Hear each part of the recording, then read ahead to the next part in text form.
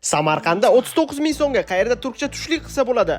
Sizdan obuna, menda esa foydali lokatsiya. Arzon fast-foodlardan charchaganim uchun Samarqandda ajoyib turkcha restoran topdim. Kiraverishda bizni turkiyalik abi kutib oldilar. Atmosferasi yoqimli va oila bilan keladigan joy ekan. Ovqatlardan Adana kebab va mashhur Iskandar kebabni buyurtma berdim. Taomlarini Istanbulda ishlab kelgan oshpaz Botir aka tayyorlaganlar. Iskandar kebablar narxi 75 ming so'm, Adana kebab va bitta kola esa atiga 39 ming so'mga chiqdi.